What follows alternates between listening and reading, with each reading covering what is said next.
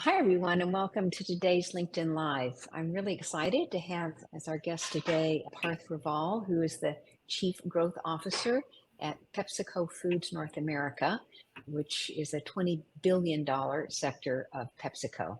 So, no small feat there. Parth, I want to thank you so much for joining us today. Let me Yeah. just bring you forward. Thank you, Karen. Yeah. So we were just talking before we went live about Texas. Parth is in Plano, and of course, I grew up in Texas. So wonderful to have that connection. But I'd like to start today just by talking about growth offices. Mhm. As you know, as chief growth officer, it's not a term that I hear all that often, but Sure. my bit of research that I've done, it must be critical for accelerating growth agendas at companies. I would imagine particularly large ones. So this growth office was created in mid 2020, maybe 2 years ago or so. Yep. Can you talk about why this department was created? Yeah, no, absolutely, Karen. And first of all, thanks for having me again. It's a question I get often, and to your point, the growth office construct is relatively new in industry, but at the core, there are really two or three key reasons we created the growth office at PepsiCo Foods North America. First and foremost, it's to really help improve our end-to-end commercialization and Mm, wire from strategy all the way through execution across various functional groups within PepsiCo Foods. Our sector is large, as you mentioned, mm, over $20 billion in sales, and we touch 94% of households in every zip code in America and have almost 70,000 frontline employees. So as you think about the complexity that gets mm. introduced in getting, your favorite snack products to market, it really helps to have a horizontal organization that Mhm. links things together to ensure we're making the best enterprise decisions, right? And so there literally isn't a function within PepsiCo Foods North America that my team doesn't touch and work with routinely to Mhm. go drive business decisions and outcomes. And previously a lot of that would have happened in sort of sidebar conversations and without consideration or complete consideration of how a decision in part A of the organization Right. influences part B. So that's one big reason we created the growth office. Second, at PepsiCo, we have this construct of thinking in time horizons. And so we Mhm. say horizon one is kind of short term, in year, if you will, or 12 to 18 months. Horizon two is the medium term, and horizon three is call it 3 years plus. And when you're in an operating organization, the center of gravity can really focus or sort of collate around in year short term tactics. And Mhm. so our team is very deliberately focused on thinking about all three time horizons. And we've got folks that are focused on the longer term as well as the closer in. And then finally, Karen, what I tell you is creating the growth office is allowing our people to get broadening experiences. So we've got a lot of functional experts, folks that have deep experience in sales or Mm. marketing or the supply chain, but getting a critical experience, as we call it, within the growth office enables our folks to get widen their aperture a little bit and That's great. understand how the organization works a little bit beyond what they might have historically been trained in, and then they can spin back out with hopefully a broader appreciation and understanding of how the company works. So those are Yeah, the three broad reasons I'd say we created the organization. terrific. And what are the key success metrics for a growth office or for your growth office, I should say? Yeah, as I think about the evolution of our team, we started out with before the growth office is a very small group that was focused on strategy and transformation. Now we have evolved to over 200 individuals, and we have several towers within the growth office. So we've got a strategy tower, we've got commercialization, we have revenue growth management, transformation, and that has two flavors, both digital transformation and go to market transformation, and a Mm. PMO team. Yeah. And one of the critical success metrics we've had is helping hone the focus of all the various things we can go pursue, initiatives we can go pursue as an organization to go drive growth. So one of the things that we constantly stay vigilant around is prioritizing the biggest opportunities for the organization. So as we came in, we did a big survey and found that there's hundreds of projects going on across the organization, and they're not all created equally in terms of driving growth and productivity, but they can have an outsized impact on the organization's resources and amount of energy it takes up in the organization. So Mm. one of the metrics that we really are proud of has been the ability to hone sort of over 600 projects to the 20 biggest projects that are going to make a difference for the organization. And it's not just about prioritizing, Karen. What I tell you is also important is that the value realization sort of apparatus is attached to those things. So we we are able to almost constantly triage what's working versus what's not working to course correct, get projects back on track, or to be able to say, hey, listen, there's a bit of a this thing isn't working, this initiative X isn't working, so Mm. let's call it and move on to something else. So in I guess in sum, I would say it's really about being able to focus the organization so that we can move faster. Okay, it sounds like a grand and good goal. Can you give me an example of how it has helped you remain competitive over the last since it's been created? Sure. I mean, I can give you several examples, but a couple come to mind in particular. We've got a big multi-pack business. So think of these as your 18 counts, your 42 counts that you find at retail. They're smaller bags in a bigger box. And one of the big initiatives we had over the course of 2021 and 22 was to transition this big business unit we have from really not great looking sacks to boxes. And it may Mm. sound very simple, but there's a lot of complexity involved here to from marketing through the supply chain and into the sales organization and working with our customers to sort of wire this entire business unit and through a very significant packaging change. Now, this has enabled us to be a lot more sharp at retail on how Mhm. we show up, and it's driving growth for our organization because we're able to merchandise a lot more efficiently. We're able to create a lot more variety across our variety packs. This was, again, a hugely cross functional effort led by the growth office to put these pieces together. So that's an example. What I would tell you also has a sustainability angle. We've removed over 12 million pounds of plastic from the environment in making this shift. That's an example kind of in the, call it Horizon 1 or Mhm. more commercial space. If I think about Horizon 3, the longer term, the example I would highlight is around our digital transformation. So, you can't really go anywhere these days without people talking about digitalization and its impact and value in organizations. Our team is working very diligently to transform the digital solutions and tools our teams use from the analog tools that they have been using for Mm. several years.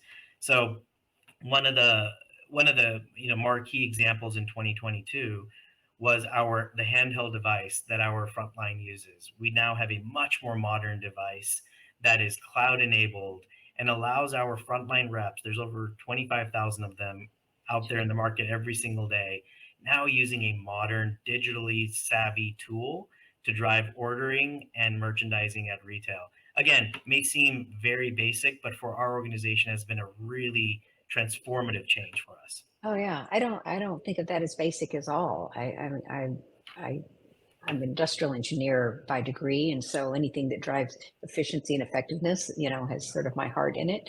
And giving people modern tools to do modern jobs, I think, is really important, Absolutely. especially in a company that is, that's a legacy company, right? Like That's right. yours. So I can imagine there was a fair amount of complexity, cross-functional complexity in making that change happen. That's right. Yeah, great. So there is a lot of opportunity for you to make change both within and without. What is your prioritization framework? How do you've talked about the different areas that you have in Sure. and the value that must be driven. How do you go about prioritizing? Yeah, it's a great question, and it's actually quite simple. We use this is where we really try to hone the organization's focus to Mhm. the projects that'll generate the most value traded off against complexity of execution. So we've got a very rigorous framework to constantly sort of almost bucketize, if you will, our projects into different tiers of complexity and payoff to the organization, and call it gestation time to get things done.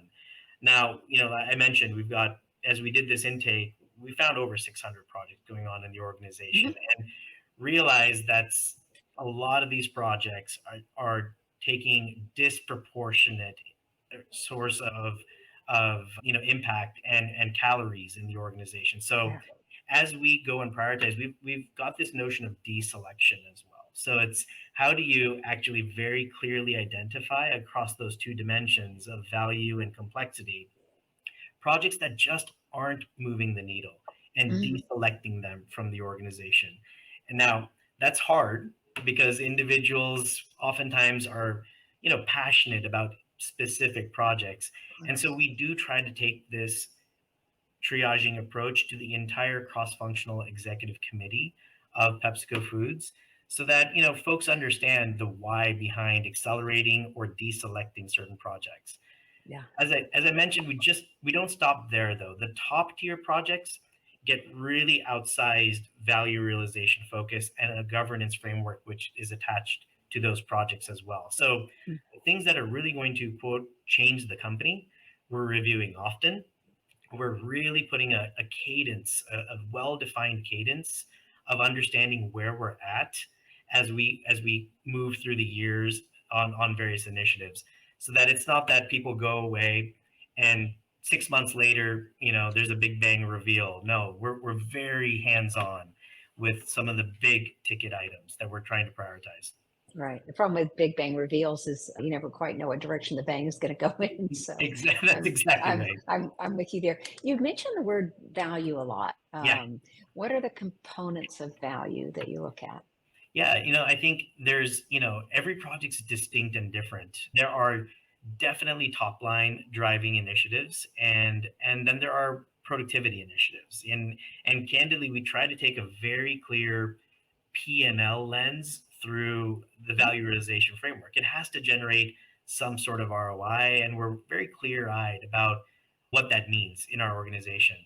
The other element, which is a little bit maybe more, you could argue, a little bit more qualitative, but equally important or harder to measure, I would say, is the employee experience as we go through, digitalizing, for example, the organization. How are we making jobs better?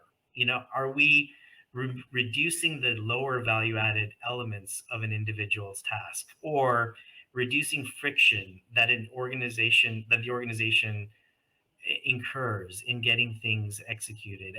And so we look at sort of both sides, if you Mhm. will, Karen, to really assess if we're on track. We align these metrics, however, from the very beginning of a project, so that we aren't debating midstream whether something's good or bad, right? And Right. and then candidly also flowing the same sort of metrics up across different parts of PepsiCo, because we aren't doing this just in isolation within PepsiCo Foods. A lot of the work we do is with other sectors and other parts of the organization as well. So having a common worldview on how we define value is very important to the entire enterprise. Yeah. Agreed. Yeah. A common definition and understanding of everyone in the organization that you're touching, right? So that, as you say, you don't have to stop and debate it mid part of the project, because otherwise people lose trust in your ability to remain impartial, right? And especially on these pet projects that you mentioned. So thank Exactly. you for sharing that. Yeah. So I'm a big fan of scenario thinking and planning, and I understand that you are as well. I am. How have you used that?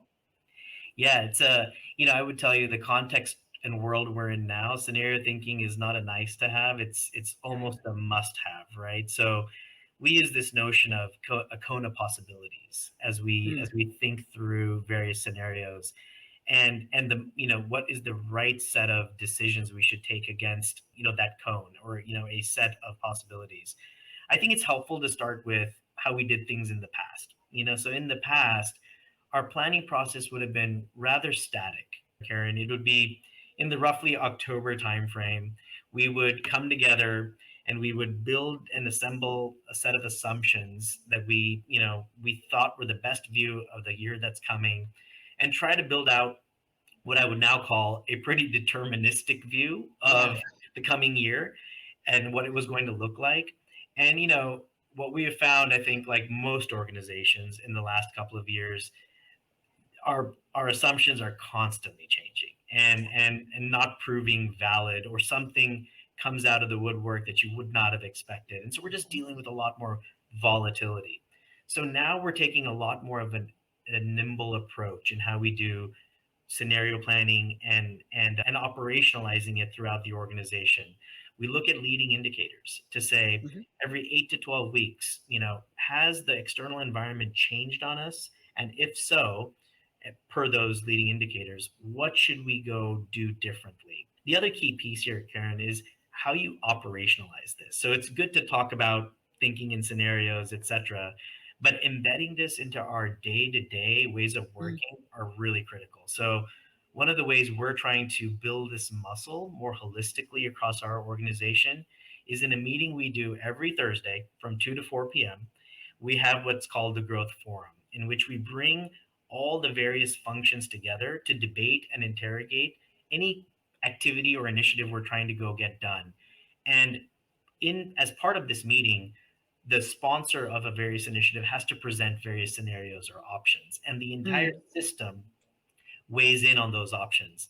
So it's not just a salesperson providing a scenario from a sales lens, then you'll get the supply chain to weigh in, you'll get marketing to weigh in. And as a result, we find that we're able to pressure test our scenarios a lot more cross functionally, a lot Sure. more robustly through the value chain. And I think that just helps our confidence interval on the ability to go, execute against a various scenario. And then we're holding hands, candidly. Everybody's sort of put their fingerprints on the scenario and said, this is my perspective. Now let's go. So that's how we're trying to, it's a work in progress, but really ensure that we're operationalizing scenario thinking and this sort of agility. Terrific. Well, thanks for sharing that with us. Really interesting, and I can see sort of the value of that kind of a process. We don't have too much time today, Parth, so I sadly pull myself away from more questions on this line and move Yeah, towards talking about you for a bit sure. as a leader. So I know you've been at PepsiCo for about 20 years with different positions all around the world. How did this experience prepare you for the role of Chief Growth Officer?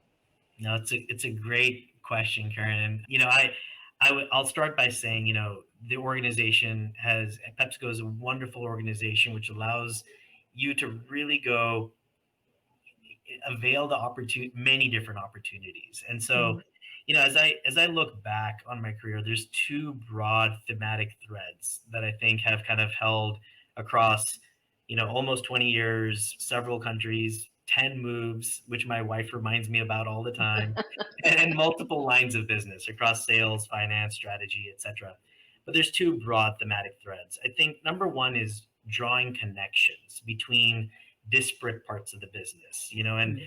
whether it had been, my time running a business in the southern part of India, understanding how sales and supply chain have to work a lot, sort of inextricably together, or leading the Walmart customer team and understanding how a decision made working with the customer in Bentonville has significant implications across the Mm. United States for us. I think that's one key thread that I've really kept at the forefront and tried to hone over the years. The second is a global lens. My career and candidly my family and life story have been a global one. And, in consumer products in particular, I think the criticality of understanding local cultures and local context is really important. And it's been really fulfilling for me. And I think about this wider angle view as helping me bring the best of PepsiCo globally to the role I'm in today. So we can challenge the way we've always done things, in North America, as you think about how, there may be a learning from Asia or another part of the world that we can almost reverse innovate back into the organization. Mm. Wow. So, just to follow on that line, what are some leadership lessons you've learned in this role that you could share with other people? So, you put together this new team with a big cross functional mission. Yes. You've had to lead them and influence across the organization. What are Yeah. some lessons you can share? I think at the top of the list is the for me and our team is the importance of breaking down silos. I cannot emphasize this enough. We no Mhm. longer can operate in silos. We truly need to think about how the system works and the power of the system, or the business flow, as I like to call it. It unlocks creativity, it unlocks true potential, and it's constantly forcing me to ask myself, is there a better way to do this?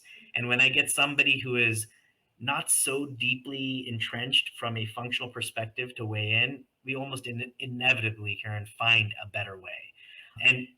And actually also assess true risk a lot better as well. So that's sort of first and foremost. I think it's something that all organizations, really are trying to get better at.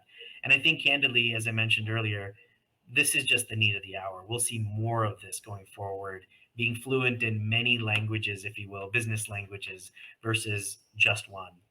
Yeah. Second, I would tell you, leading with empathy and compassion is just, you hear it everywhere. As I spend time doing the rounds with my teams, you really need to spend time understanding what's beneath the iceberg with our associates. It's that blending of what's happening in folks' personal lives versus, their work lives. It's just got a lot more integrated, and helping really develop an understanding of people's true aspirations is critical. And I think compassionate leadership just needs to be a bigger part of our vernacular. And then finally, the diversity component. My team is a team of teams, and I'm very proud of the diversity on my team that's both visible and non-visible. And the non-visible component, I think, is also equally powerful. It's different mindsets. It's different Mhm. ways into a problem and out of a problem. And candidly, I feel that the flywheel of our organization turns faster when we start to bring in the diversity of thought and problem solving as well. And that's what highly effective teams, I think, are going to be all about in the future. Yeah. Oh, I couldn't agree more. Really being able to see diversity as an asset as opposed to something that, although maybe intellectually useful, slows us down. It is that slowing down of creating, the magic that comes from diversity that makes things happen. So to hear that. Absolutely. I also think on the compassion leadership with compassion standpoint, we've certainly, I think, become more aware over the past few years Yes. of the importance of that, right? We were kind of forced into that moment, but I hear it. I, I don't hear it all the time. You said we hear this, I hear it. I heard it from the new CEO of Verizon Business, Sam Path, who leads with kindness, right? That's his Yeah. thing. It's just who he is. And I hear it from you, but I don't hear it from everyone. And I think it's really important to highlight it. And thank you for bringing that up today. Yeah. The other thing I have heard from people that I've interviewed over these couple of years now is that, particularly people in senior leadership positions, is that this role of this idea about curiosity Yes. really playing a role in their ability to be successful. Could you talk about how curiosity has played into your own growth and leadership journey? Absolutely. It's a very central component to my own personal journey. And I think the journey of our organization, we Mhm. are, we are a learning organization. And something that, we want to ensure we value is an external lens, right? So I would tell you this has actually also evolved, Karen, in the last couple of years, Mhm. where we're saying that we're realizing great ideas come from many different places. And we're very proud of the business we have built brick by brick over the course of many decades. But especially now, with the pace of change, with the sheer amount of talent that's in the world focused on big business problems, what we're actually finding ourselves doing is spending time learning about domains like technology or digitalization or AI, etc., Mhm. that's outside of the four walls of PepsiCo, and that's been really fascinating. In fact, just last week we were in Silicon Valley spending time with, really fascinating high quality startups, and they're solving some amazing problems that we could all benefit in partnering together on. But then there's the global component too. PepsiCo operates in nearly 200 countries around the organization.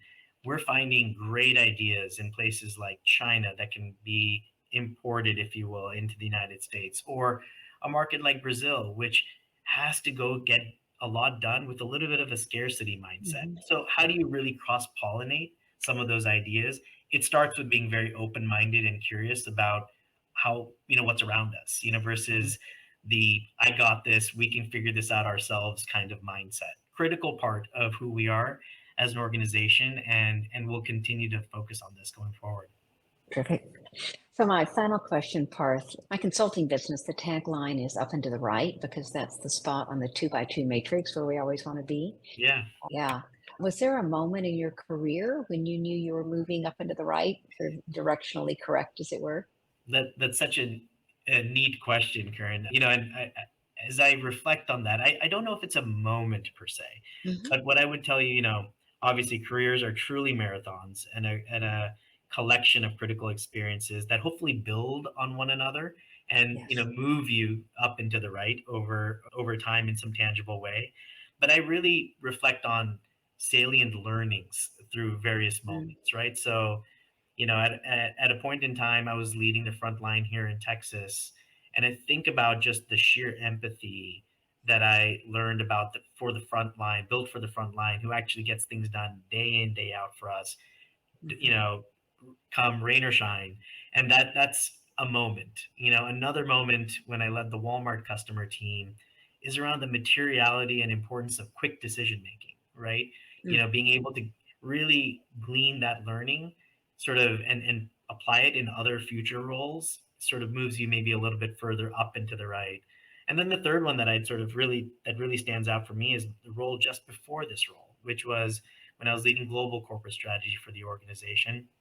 Mm. This is when you need to think in scenarios and navigate uncertainty and make trade-offs. And so I think when you start putting all these various moments together, hopefully you start to see a direction of travel which is up and to the right, Yeah, over time. that's great. Thank you so much for joining us today and sharing all of those learnings with us, Parth. I really appreciate it. And I wish you Thank and you, your Karen. team all the best. Thank you. Thank you very much. It was a pleasure.